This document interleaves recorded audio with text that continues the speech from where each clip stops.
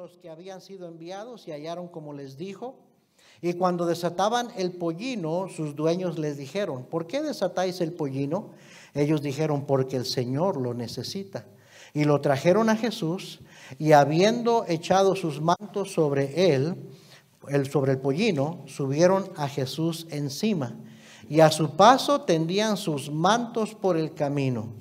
Cuando llegaban ya cerca de la bajada del monte de los olivos, toda la multitud de los discípulos, gozándose, comenzó a alabar a Dios a grandes voces por todas las maravillas que habían visto, diciendo: bendito el Rey que viene en el nombre del Señor, paz en el cielo y gloria en las alturas. Entonces algunos de los fariseos de entre la multitud les dijeron: Maestro, reprende a tus discípulos. Él respondiendo les dijo: os digo que si estos callaran, las piedras clamarían. Qué tremendo pasaje. Este próximo domingo comenzará lo que se conoce como la Semana Santa en el cristianismo. Ahora, yo no acostumbro llamarle eso, los cristianos no acostumbramos llamarle Semana Santa, es un término más de la religión, religioso. Pero, ¿verdad? En esa semana se hace mucho énfasis en la entrada de Cristo a Jerusalén, esa última semana de la vida en la vida del Señor Jesucristo, la vida terrenal, el ministerio terrenal del Señor Jesucristo y su muerte, su arresto, su muerte, su crucifixión y su resurrección. Entonces, este próximo domingo comienza eso que se conoce como la Semana Santa. La pregunta es: ¿conoce usted su significado? Hoy y los próximos 2 domingos vamos a ver el día de hoy su entrada triunfal en Jerusalén y qué podemos aprender de ello. La próxima semana, con el favor de Dios, vamos a ver el significado de su muerte vicaria en la cruz del Calvario. Y la siguiente semana, que es el domingo de resurrección, vamos a ver el triunfo de su resurrección. También el próximo domingo 13 por la tarde vamos a tener la ordenanza de la Santa Cena, que fue instituida por el Señor Jesucristo. Y vamos a ver su institución de la Santa Cena, su simbolismo en referencia a la Pascua judía y su significado en la vida del cristiano y de la iglesia. Entonces le animo a que no se pierda, porque va a aprender mucho. Y todo es con el fin de que seamos alentados y edificados en nuestra fe. Amén. Una semana antes de ser entregado y crucificado, el Señor Jesucristo entró a la ciudad de Jerusalén montado sobre un asno, para que se cumpliese la profecía del profeta Zacarías. Quiero que deje una marca en su Biblia, y en Lucas y en Mateo, nuestra lectura, pero vaya a Zacarías 9. Zacarías está en el Antiguo Testamento, ya casi al final, está antes del libro de Malaquías. El libro de Malaquías es el último libro del Antiguo Testamento. Ahí es que si va al último libro del Antiguo Testamento y un poquito atrás está Zacarías capítulo 9, versículo 9, y aquí está esta profecía que se hizo por lo menos 400 a 500 años antes de que Cristo naciera. Zacarías 9, versículo 9. ¿Ya lo encontró? Mire lo que dice: alégrate mucho, hija de Sión. Se refiere a Jerusalén, al pueblo de Dios. Alégrate mucho, hija de Sión. Da voces de júbilo, hija de Jerusalén. He aquí tu rey vendrá a ti. Ponga bien atención lo que dice. He aquí tu rey vendrá a ti, justo y salvador, humilde y cabalgando sobre un asno, sobre un pollino, hijo de asna. Y fíjese cómo todas las profecías acerca de la primera venida de Cristo se cumplieron todas al pie de la letra, ¿verdad? El nacimiento que sería en Belén, que nacería de una virgen, también su muerte, su muerte y su sacrificio en la cruz, y las palabras del Señor Jesucristo, todo estaba profetizado en el Antiguo Testamento. Entonces los discípulos del Señor sabían esto y sabían quién era Jesús, y entonces el Señor mandó que fueran a traer un pollino, exactamente como decía la profecía. Se lo trajeron y entró así a la ciudad de Jerusalén esa última semana antes de ser crucificado. Y entonces, para que se cumpliese la profecía del profeta Zacarías, señalando así que Jesús era ese rey y Mesías prometido. Y es por eso que al verlo entrar, la multitud tendía sus mantos en el camino, que era una señal de respeto y sumisión a un rey. Y otros cortaban ramas de los árboles y las tendían en el camino y aclamaban diciendo: Hosana al hijo de David. David fue el rey de Israel, y a él se le hizo un pacto, el pacto davídico, y se le prometió que de su descendencia nacería el rey que tendría un reino eterno, refiriéndose al Mesías. Ahora, Jesús no era de la sangre de David, él fue engendrado por el Espíritu Santo, pero María y su padre terrenal, su padrastro terrenal José, ambos eran del linaje de la casa de David. Y todo era para que se cumplieran las profecías, ¿verdad? Porque se le prometió a David que de su descendencia se le iba a levantar y vendría el Mesías y que tendría un reino eterno. En fin, le dijeron: Hosana al hijo de David, aclamaba la multitud: bendito el que viene en el nombre del Señor, Hosana en las alturas. Y bueno, por eso también se le llama al próximo domingo el domingo de Ramos, en inglés le llaman Palm Sunday, porque, ¿verdad?, tendían ramas y palmeras a sus pies, ramas y mantos para que él viniera cabalgando sobre ese asno entrando a la ciudad. Y dice la Biblia en el versículo 10 que toda la ciudad se conmovió. O sea que era un tiempo muy emocional para las multitudes. Y esto era porque pensaban, oiga bien, que Jesús estaba entrando a la ciudad santa, a la Jerusalén, así se le conoce, para establecer su reino ya, inmediatamente, un reino terrenal. No entendían que el reino que iba a establecer Cristo era un reino celestial, un reino eterno. Y que en realidad estaba entrando a la ciudad no para ser coronado con una corona de rey, sino para ser coronado con una corona de espinas y ser crucificado. Entonces, esa entrada a Jerusalén dio comienzo a la última semana en la vida y ministerio terrenal de Jesús, y también se conoce como la semana de la pasión de Cristo. Los judíos consideran que la muerte de Jesucristo fue una derrota, fue una vergüenza. Según el criterio y el sistema de valores del mundo, Jesús, el hombre, el profeta, el maestro, el rabí, terminó en fracaso, porque muchos de sus propios seguidores se le voltearon y pidieron que fuera crucificado. Unos días después de esta escena, uno de sus propios discípulos fue quien lo traicionó, Judas Iscariote. Y los demás huyeron y lo abandonaron en su tiempo de mayor angustia y dolor, excepto por Juan, el único que estuvo a los pies de la cruz.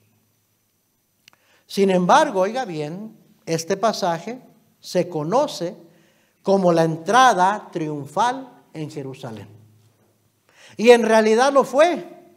Porque cuando Cristo murió en la cruz del Calvario, estaba venciendo al pecado y venciendo a Satanás. Estaba obteniendo la victoria eterna sobre la condenación del pecado. Mire primero a los Corintios, dejé una marca en Lucas, ahorita vamos ahí otra vez. Primero a los Corintios 15. Primero a los Corintios 15, 55.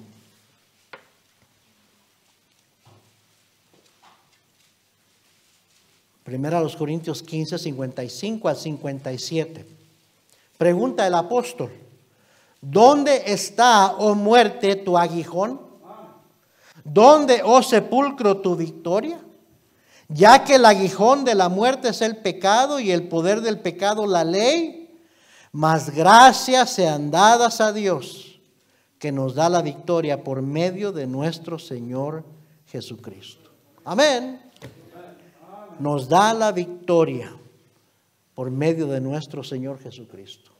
En Colosenses capítulo 2, versículo 14 y 15 dice la palabra de Dios: anulando el acta de los decretos que había contra nosotros, que nos era contraria, quitándola de en medio y clavándola en la cruz, y despojando a los principados y a las potestades, los exhibió públicamente, triunfando sobre ellos en la cruz. Ve, querido hermano, querido amigo, lo que el mundo piensa es muy diferente a lo que Dios piensa. El mundo piensa que la victoria y el triunfo se consigue cuando estás arriba, cuando terminas siendo el primero. Sin embargo, Jesús dijo: los postreros serán primeros, los primeros serán postreros. El Señor dijo que el mayor de todos era el siervo de todos.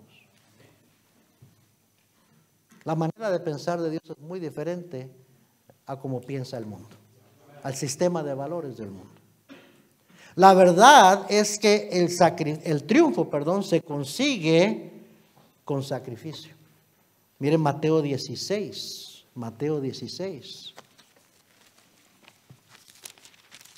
Mateo capítulo 16 y versículo 21. Desde entonces comenzó Jesús a declarar a sus discípulos que le era necesario ir a Jerusalén y padecer mucho de los ancianos, de los principales sacerdotes y de los escribas, y ser muerto y resucitar al tercer día. El Señor ya les había declarado que eso iba a suceder a sus discípulos, a su grupo de 12 discípulos. Versículo 22, entonces Pedro, tomándolo aparte, comenzó a reconvenirle diciendo: Señor, ten compasión de ti, en ninguna manera esto te acontezca. Pedro decía: pero ¿cómo que vas a ir a morir? No, Señor, tú viniste a establecer tu reino. No hables de muerte, no hables de ser crucificado. Los mismos discípulos no entendían. El Señor les había declarado, pero no lo comprendían, porque la verdad es que vemos las cosas muy diferentes en esta vida, como el Señor las mira. Y entonces le está diciendo: no, Señor, no hables de eso, mejor no te vaya a suceder eso. Entonces, versículo 23, pero él volviéndose, o sea, Cristo volviéndose, dijo a Pedro: quítate delante de mí, Satanás. Ahora, no es que Pedro era Satanás, pero lo que le estaba diciendo es: el que está hablando detrás de ti, ese pensamiento no es sabiduría de arriba, es sabiduría de abajo, terrenal, animal, diabólica. O sea, apártate de mí, Satanás. Me eres tropiezo, porque no pones la mira en las cosas de Dios, sino en las de los hombres. Y luego les dice el Señor: entonces dijo Jesús a sus discípulos: si alguno quiere venir en pos de mí, niéguese a sí mismo y tome su cruz y sígame. La vida cristiana es una vida de sacrificio personal. ¿En qué sentido? De que debemos de morir al yo y dejar hacer la voluntad de Él. Y por eso es la cruz. Yo no sé si alguna vez usted lo había visto de esta manera, pero ya ve que la gente dice: no, pues es que mi cruz es mi esposo. Mi cruz es este problema que tengo. No, la cruz que Cristo dijo que teníamos que llevar, si queríamos ser sus discípulos, es para crucificarte a ti mismo. Eso es lo que dijo el apóstol Pablo: con Cristo estoy juntamente crucificado, y ya no vivo yo, mas vive Cristo en mí. Y lo que ahora vivo en la carne, o sea, en este cuerpo, en esta vida, lo vivo en el poder de Cristo, en el poder del Hijo de Dios, que me amó y se dio a sí mismo por mí. La cruz es para negarse al yo, hermanos. En esta vida se van a hacer una de dos voluntades: se va a hacer su propia voluntad o se va a hacer la voluntad de Dios. Dios quiere que sus hijos vivamos de acuerdo a su voluntad. Y la verdad es esta, que nosotros sí queremos hacer la voluntad de Dios. Por eso estamos aquí el día de hoy. Usted no estuviera aquí el día de hoy si no quiere hacer la voluntad de Dios. El problema es que también tenemos otra vieja naturaleza que no le gusta hacer la voluntad de Dios, que le gusta hacer todo lo contrario a lo que Dios quiere. Y siempre en todas nuestras decisiones y en nuestro diario vivir, ¿estamos haciéndole caso al viejo hombre o estamos haciéndole caso a Cristo? ¿Sí o no? Entonces dice: por eso dijo Cristo: el que no toma su cruz no es digno de ser mi discípulo. Es que, ¿cómo vas a ser mi seguidor y vas a andar haciendo lo que a ti se te da tu regalada gana? No. Si quieres ser un discípulo de Cristo, tienes que estar dispuesto a vivir de acuerdo a su voluntad. Y para eso es la cruz. ¿Me está entendiendo, hermano? ¿verdad? Dice el versículo, en el versículo 24, 25, porque todo el que quiera salvar su vida, la perderá. Y todo el que pierda su vida por causa de mí, la hallará. Palabras que son algo alegóricas, hermanas, pero no son difíciles de entender. Vas a vivir tu vida a tu manera, dice, y vas a perder tu vida. Vas a estar perdiendo tu tiempo. O puedes vivir la vida en Cristo, de acuerdo a su voluntad, y vas a hallar la verdadera vida abundante que Cristo tiene para ti. Eso es lo que significan esas palabras. El mundo es ajeno a esta manera de pensar y la rechaza. Pero nosotros los cristianos entendemos que Cristo venció la muerte y al pecado al morir en esa cruz. En esa cruz fue donde obtuvo la victoria sobre el pecado y sobre la muerte. ¿Qué podemos aprender de nuestro Señor en su entrada triunfal a Jerusalén? Bueno, regrese a Lucas. Y vamos a ir rapidito. Lucas 19, versículo 28. Siempre hay algo que aprender, especialmente de la vida y las palabras y hasta los actos más pequeños de nuestro Señor Jesucristo tienen algo que enseñarnos. Lucas 19, 28. ¿Ya lo encontró? Dicho esto, ¿iba hacia dónde? Iba adelante, subiendo a Jerusalén. O sea, el Señor ya sabía a qué iba. Él le había declarado a sus discípulos, es necesario que yo vaya a Jerusalén y que padezca por los sacerdotes, los escribas, me van a arrestar y voy a morir. Él ya sabía lo que iba. Pero aún así, iba hacia adelante. ¿Sí me está siguiendo? Unos días después, el Señor se encuentra en el huerto de Getsemaní, orando en agonía, porque sabía la muerte tan cruel que le esperaba. Sin embargo, estaba orando a Dios y diciendo, Señor, no se haga mi voluntad, sino tu voluntad. Y siguió adelante. La Biblia dice que Cristo, por el gozo puesto delante de él, o sea, por el gozo que vendría después, sufrió la cruz, menospreciando el oprobio, la vergüenza, el sufrimiento, y se sentó a la diestra del Padre. La Biblia dice que el Señor fue obediente hasta la muerte y muerte de cruz. El Señor siempre fue hacia adelante. Entonces esa es la primera enseñanza que vemos, el primer principio que aprendemos de la entrada triunfal de Cristo en Jerusalén. Hay que siempre ir hacia adelante. Amén. Aquí vemos el compromiso de nuestro Señor Jesucristo. Hermanos, para triunfar en la vida,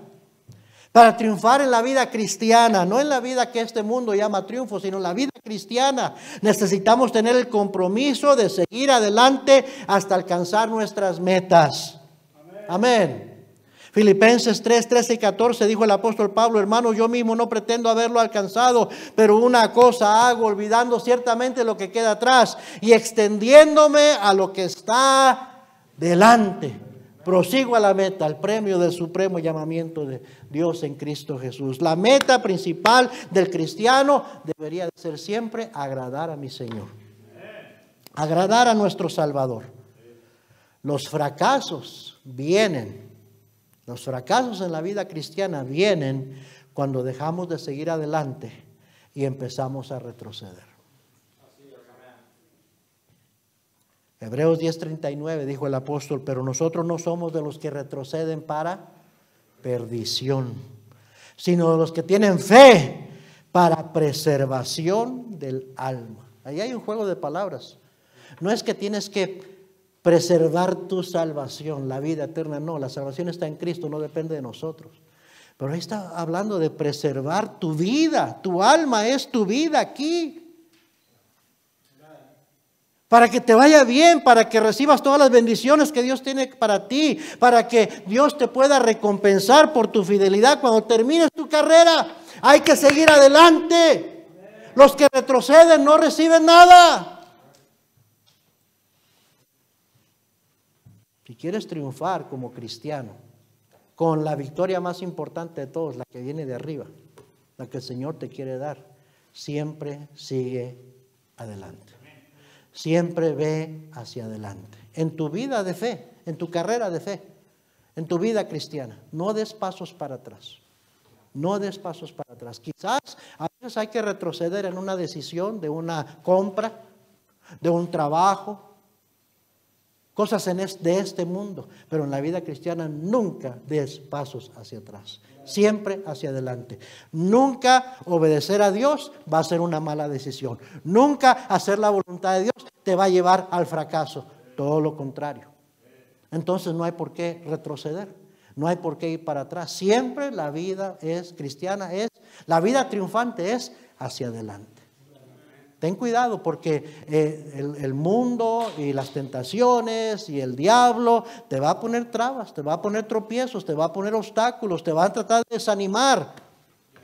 Todo para detenerte, para que no sigas creciendo, para que no sigas descubriendo cuál es la voluntad de Dios para tu vida. Tú siempre tienes que ir hacia adelante. Yo te pregunto, cristiano, ¿estás dando pasos hacia adelante o estás yendo hacia atrás? En tu vida cristiana, en tu compromiso con el Señor, en tu servicio al Señor, en tu lectura bíblica, en tu oración, en tus decisiones para el Señor. O estás yendo hacia adelante o estás yendo hacia atrás. Pero oiga, nunca te quedas mucho tiempo sin moverte. Estoy estancado. A lo mejor tienes razón, estás estancado, pero no te vas a quedar ahí mucho tiempo antes que empieces a dar pasos hacia atrás. Por eso siempre el impulso debe ser hacia adelante. Amén.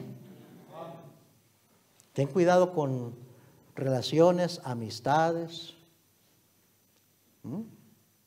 Una amistad incorrecta te puede desviar, te puede detener de seguir yendo hacia adelante. Porque amistades influencian. Una relación equivocada puede ser fatal para un cristiano. No en que pierdas tu salvación, te pierdes de hacer la voluntad de Dios en tu vida. Y te vas a perder muchas bendiciones. Y cuando llegues al final de tu vida vas a mirar atrás y vas a mirar agradecido, dando gracias a Dios por donde te trajo el Señor, o lamentándote todo lo que sacrificaste por haber dado un paso equivocado, por haberte ido por otro camino, por haber echado para atrás. Amén. Dios quiere que tú sigas adelante. Dios quiere que cuando llegues a su presencia, porque Él es el autor y el consumador de nuestra fe, Él es el que nos está esperando al final de nuestra carrera. Él quiere poder decirte: bien, buen siervo fiel, entra en el gozo de tu Señor. Él dijo que venía con un galardón para recompensar a cada uno, según sea su obra. Pero tienes que seguir hacia adelante. A veces no vamos al mismo paso que antes íbamos. A veces no estamos avanzando tanto como en otras veces, pero siempre deberías de ir hacia adelante. Nunca hacia atrás. Con el Señor nunca hacia atrás. Con la vida espiritual nunca hacia atrás. Segunda cosa que debemos aprender, Lucas 19:29.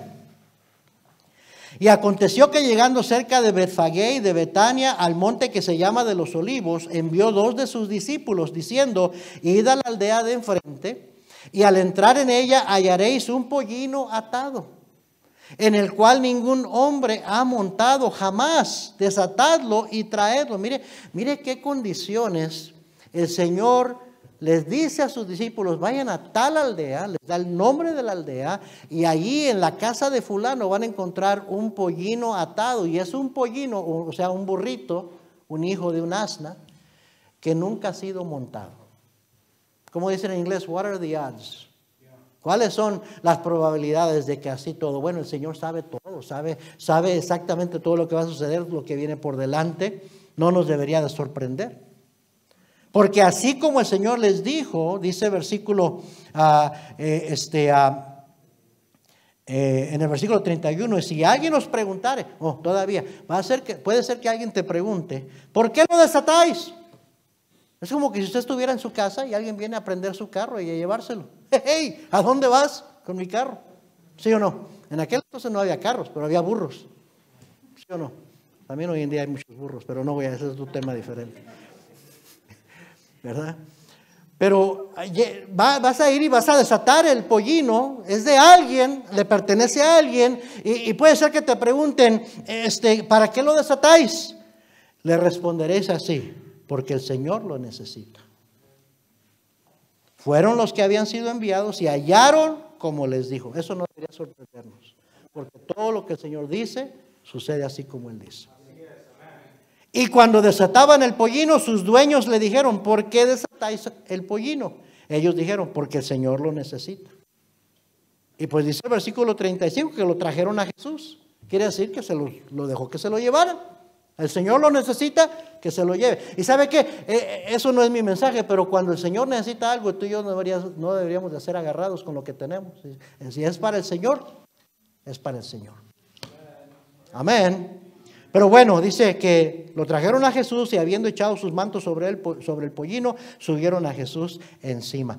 Segundo principio, segunda verdad que podemos aprender de la entrada triunfal del Señor a Jerusalén. Hay que siempre confiar en que el Señor está en control de todo. Así como el Señor dijo que iban a encontrar y la clase de pollino que iba a hacer y que les iban a preguntar y que les dijera, todo salió como el Señor, porque el Señor está en control de todo. No hay por qué temer o desconfiar en la palabra del Señor. Todo se cumple de acuerdo a su perfecta voluntad. ¿Se acuerdan que estamos aprendiendo acerca de la providencia de Dios?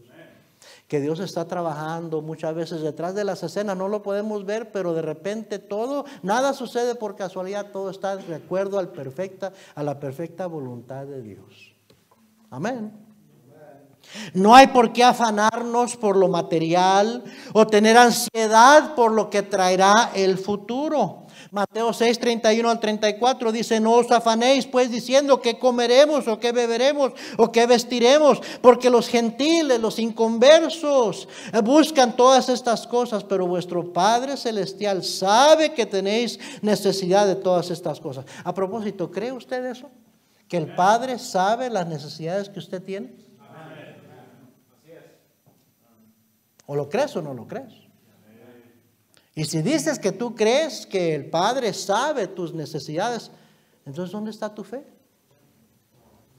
Si usted, las únicas veces, yo como papá, que estoy limitado en mis recursos, estoy limitado en lo que puedo hacer, las únicas veces que algo ha sucedido con mis hijos, algo que por lo que ellos han pasado, una necesidad que han tenido y que no les he podido ayudar, es porque no he sabido. Pero si supiera, yo haría hasta lo que no por mis hijos. ¿Sí o no? Me despojo de un carro, vendo la casa por la salud de uno de mis hijos, por sacarlos de un apuro. Y eso que soy un padre terrenal imperfecto. ¿Sí o no? Y usted haría lo mismo también si usted es un buen padre. ¿Cuánto más nuestro Padre Celestial? La cosa es esta, Él sí sabe cuáles son todas nuestras necesidades. Es más, Él sabe desde antes de que le pidamos, no necesitamos pedirle en realidad porque Él ya sabe todo. ¿Sí o no? Entonces por eso dice aquí el Señor. Dice, los gentiles buscan todas estas cosas, pero vuestro Padre Celestial sabe que tenéis necesidad de todas estas cosas. ¿Qué comeremos? ¿Qué vestiremos? Dice, mas buscad primeramente el reino de Dios y su justicia, y todas estas cosas os serán añadidas. Y luego les dice, así que no os afanéis por el día de mañana, porque el día de mañana traerá su afán. Basta a cada día su propio mal. Mira, si algo malo te va a pasar el día de mañana, no va a ser algo que sucedió sin que Dios se diera cuenta. ¿Usted cree que algo sorprende a nuestro Dios? ¿Usted cree que algo pasa sin que Él ya sepa qué va a suceder? ¿No ha prometido Dios, no te desampararé ni te dejaré? Cristiano, ¿no ha prometido eso Dios? ¿No ha prometido Dios, mi Dios, pues suplirá todo lo que os falta conforme a sus riquezas en gloria? Entonces, si algo pasa que usted no esperaba, tenga confianza de que Él ya sabía. Y si lo permitió, es porque Él va a tener una solución. Es porque Él tiene un propósito por el cual lo está permitiendo. ¿Por qué vivir con ansiedad? ¿Por qué vivir atemorizados? ¿Por qué vivir? Ay, no sé cómo le vamos a hacer mañana. ¿Qué va a pasar mañana? ¿Y qué tal si esto nos pasa? ¿Y qué tal si esto nos hace? ¿Por qué vivir? ¿Usted va a ser real? ¿Cree que realmente va a disfrutar la vida cristiana de esa manera? Y eso es lo que Dios está diciendo. No os afanéis, dice. En Lucas 12, 29 y 30 les dijo las mismas palabras, pero según el médico Lucas, dijo: vosotros pues no os preocupéis por lo que habéis de comer, ni por lo que habéis de beber, ni estéis en ansiosa inquietud. Porque todas estas cosas buscan las gentes del mundo, pero vuestro Padre Celestial sabe que tenéis necesidad de estas cosas. Entonces no hay por qué afanarnos por lo material o tener ansiedad por lo que traerá el futuro, porque Dios está siempre en control. Cuando viene una adversidad o prueba, hay que confiar que Dios lo obrará o lo trabajará todo para nuestro bien. Romanos 8:28 es lo que dice. Y sabemos que a los que aman a Dios, ¿ama usted a Dios, hermano? Yo creo que usted sí ama a Dios, por eso es que está aquí el día de hoy. Y sabemos que a los que aman a Dios, dígalo, todas las cosas les ayudan a bien. Esto es a los que conforme a su propósito son llamados. O sea, eso quiere decir, si tú estás viviendo dentro del propósito de Dios, tratando de hacer su voluntad, no te preocupes. Todas las cosas les ayudan. Cáncer. Ay, no, que no me dé el cáncer. Dios dice que te puede ayudar para bien. Ay, ¿qué tal si me deportan? Si tú tienes la bendición de Dios, vas a tenerla aquí, vas a tenerla en China, vas a tenerla donde quiera que estés. Lo que más deberías temer es salirte de la voluntad de Dios. Lo peor, ¿y qué tal si me muero? El apóstol Pablo dijo: para mí el vivir es Cristo, el morir es ganancia. Ya sabes a dónde vas, ¿no? Si no sabes a dónde vas, arregla eso el día de hoy. Entrégale tu vida a Cristo hoy.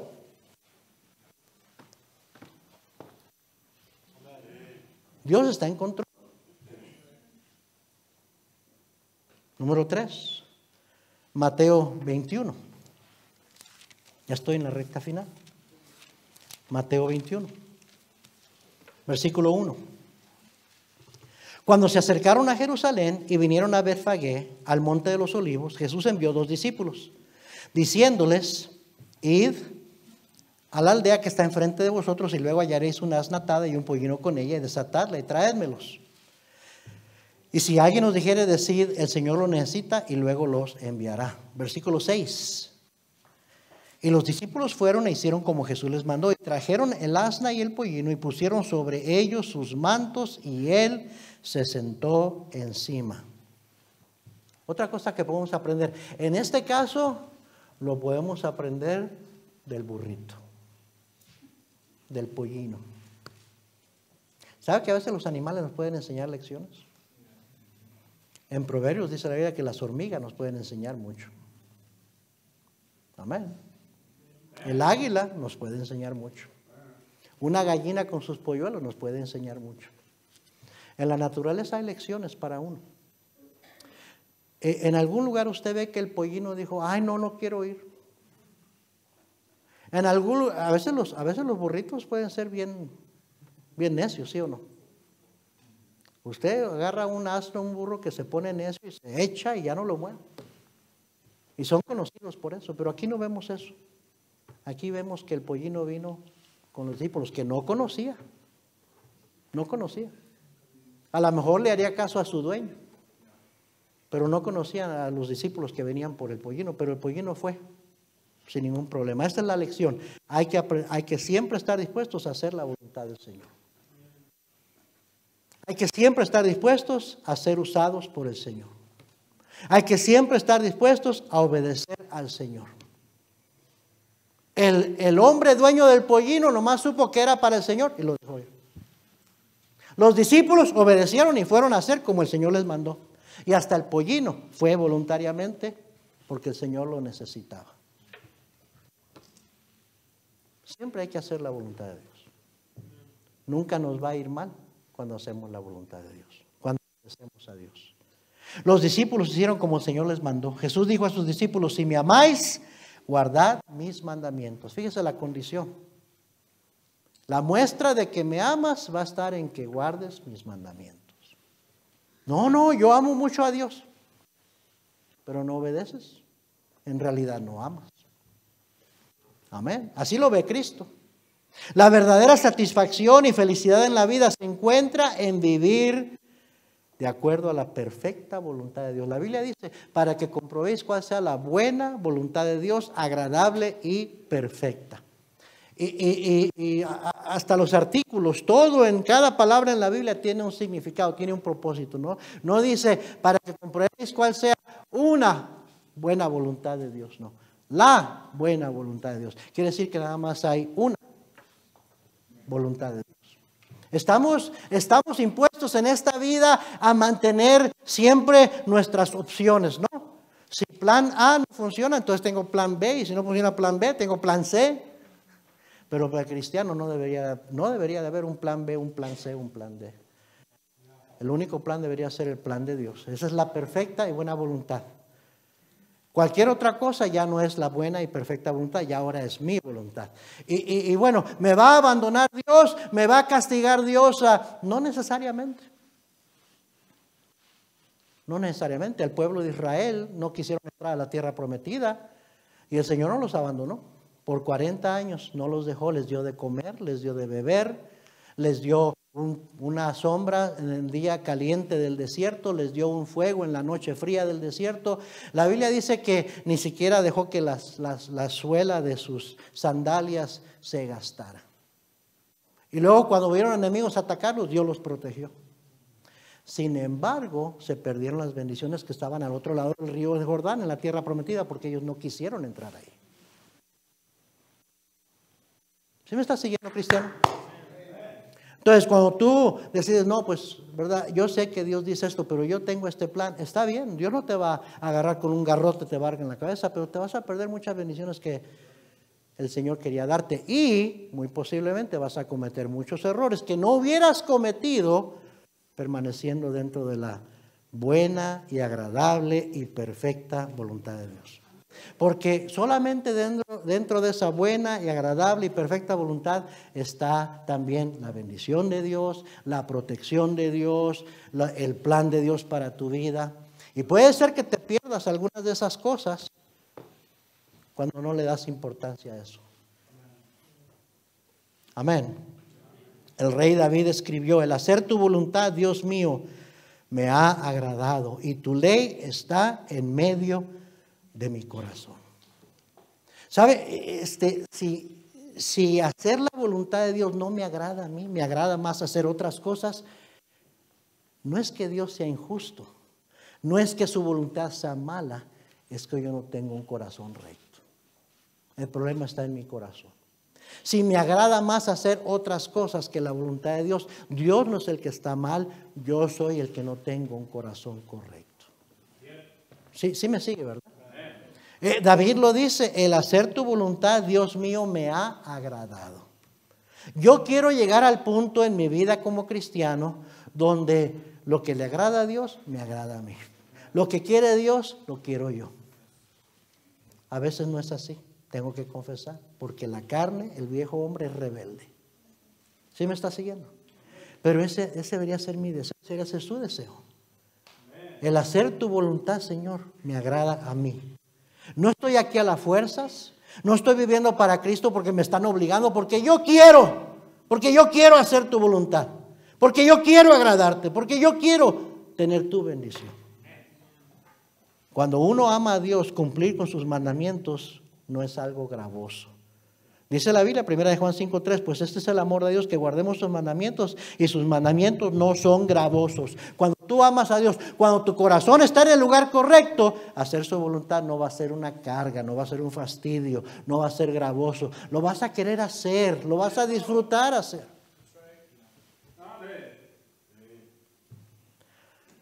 Deberíamos aprender de ese pollino, de ese burrito que estuvo dispuesto a ser usado por el Señor. Dice la Biblia que lo trajeron a Jesús y habiendo echado sus mantos sobre el pollino, o sea, sobre ese burrito, subieron a Jesús encima. ¿Sabría el burrito a quién llevaba encima? Al Rey de Reyes y al Señor de Señores. Yo creo que sí. Yo creo que a veces la naturaleza reconoce más a su Creador que nosotros los seres humanos. El triunfo en la vida se encuentra en ser instrumentos útiles para el Señor. Amén. Dice Lucas 19:31 que le dijo Cristo a sus discípulos: y si alguien os preguntare, ¿por qué lo desatáis?, le responderéis así: porque el Señor lo necesita. Y eso va a bastar para que te dejen llevar el pollino, y eso va a bastar para que el pollino vaya. Porque el Señor me necesita. Y si el Señor me necesita, privilegiado soy en ser un instrumento que el Señor necesite. Amén. Dice la Biblia: pero en una casa grande no solamente hay utensilios de oro y de plata, sino también de madera y de barro, y unos son para usos honrosos y otros para usos viles. Así que si alguno se limpia de estas cosas, será instrumento para honra, santificado, útil al Señor y dispuesto para toda buena obra. Querido hermano, hermana, ¿es usted útil? ¿Está usted siendo útil al Señor con su vida? ¿Quieres saber cuál es el secreto para que el Señor lo deje más tiempo y lo bendiga y lo prospere en esta vida? Sea útil al Señor. Usted cuida las cosas en su casa que son útiles para usted. ¿Sí o no? Y las que no son útiles, ¿qué hace usted con ellas? Se deshace de ellas. ¿Sí o no? Yo no quiero que el Señor se deshaga de mí. Entonces yo quiero mantenerme útil. No seré el mejor pastor, no seré el mejor predicador, no seré el mejor cristiano, pero quiero ser útil para que el Señor me mantenga cerca de Él. Algo puede hacer conmigo todavía. Amén. Porque aquellas cosas que no son útiles, ¿para qué las queremos? Amén.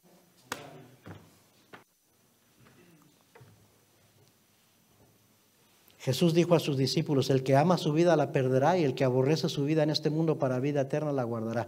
Si alguno me sirve, dijo Cristo, sígame, y donde yo estuviere, ahí estará también mi servidor.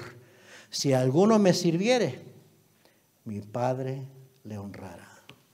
¿Se acuerdan el pasaje de la Biblia cuando Dios dice: porque yo honraré a los que me honran? ¿Sabe lo que significa honrar? Significa poner en su merecido lugar. Por eso dice a los hijos que deben honrar a sus padres.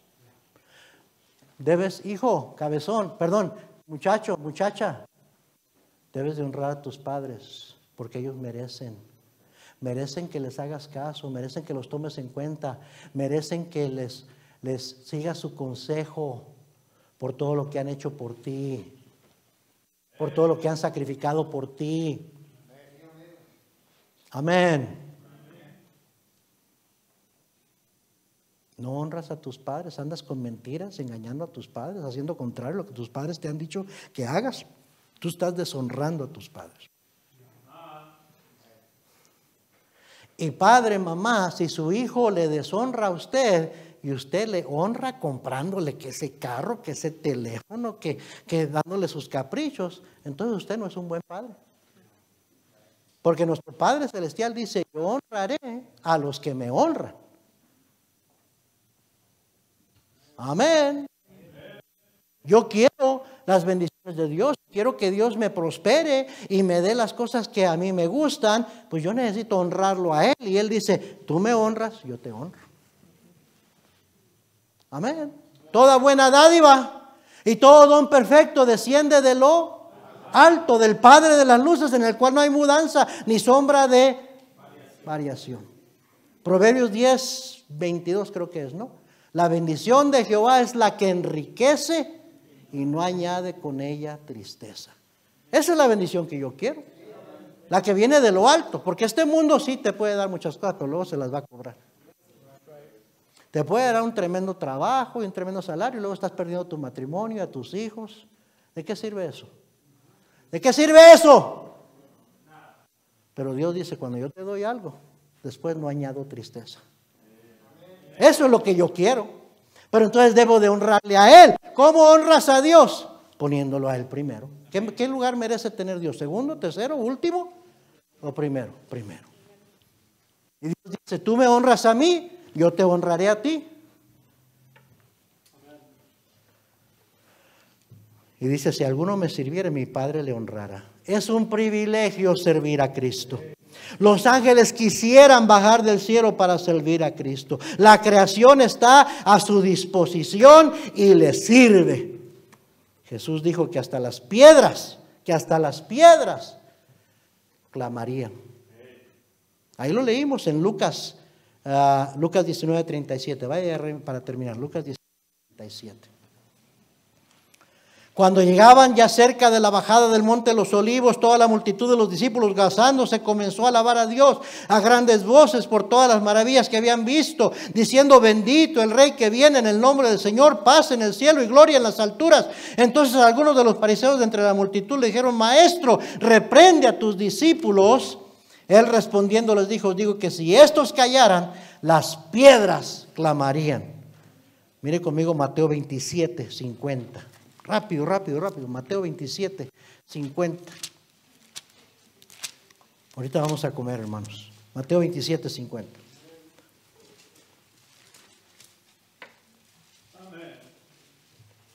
Mas Jesús, aquí ya está crucificado nuestro Señor. Y estas son las últimas palabras que salen de su boca cuando dice: acabado está, consumado es. Y dice el versículo 50: mas Jesús, habiendo otra vez clamado a gran voz, entregó el Espíritu. O sea, eso nos da a entender que en ese momento respiró su último aliento y murió. Versículo 51: y he aquí el velo del templo se rasgó en dos. Eso tiene un significado tremendo. No tengo tiempo para cubrirlo ahorita. El velo dentro del templo se rasgó en dos, de arriba a abajo. Y la tierra tembló. ¿Y qué dice? Y las rocas se partieron. Las rocas se partieron. Cuando una roca se parte, ¿hace ruido, sí o no? Claro que sí. Y se abrieron los sepulcros, y muchos cuerpos de santos que habían dormido se levantaron. Y saliendo de los sepulcros después de la resurrección de él, vinieron a la santa ciudad y aparecieron a muchos. El centurión y los que estaban con él guardando a Jesús, visto el terremoto y las cosas que habían sido hechas, temieron en gran manera y dijeron: verdaderamente este era Hijo de Dios. Wow. Se cumplió la palabra de Dios. Hasta las piedras se partieron, clamaron cuando Cristo murió. Por último, tengo un último punto. ¿Se los doy o no se los doy? Ok, ustedes dijeron. Es importante. Lucas 19. Lucas 19. Lucas 19:36. Y a su paso tendían sus mantos por el camino. Cuando llegaban ya cerca de la bajada del monte de los Olivos, toda la multitud de los discípulos, fíjese que ya no son 2, ya no son 11, porque Judas ya le había traicionado, ya no son 11. Es más, yo no creo que los 11 iban ahí. Estaban escondidos, atemorizados. Pero dice que la multitud, eran muchos, de los discípulos. ¿Qué es un discípulo? Un seguidor, ¿no? Seguidores de Cristo. ¿Quién es, pastor? Pues la Biblia menciona allá en Hechos, a fines de Lucas creo que es, que hasta 500 hermanos lo vieron vivo después de su resurrección. Acuérdense que él había sanado a multitudes. Él había hecho milagros, había sanado a los ciegos, a los cojos, había dado de comer a multitudes. Mucha gente seguía al Señor. Se llamaban discípulos del Señor. Y en el día de la entrada triunfal estaban aclamando, y dice que daban grandes voces por todas las maravillas que habían visto, diciendo: bendito el Rey que viene en el nombre del Señor, paz en el cielo y gloria en las alturas. Esta es la cuarta verdad. Hay que tener cuidado de ser seguidores de labios solamente. ¿Por qué digo esto? Porque Judas Iscariote, uno de los 12, lo traicionó por 30 piezas de plata. Cuando el Señor fue arrestado, los otros 11 discípulos huyeron y lo abandonaron.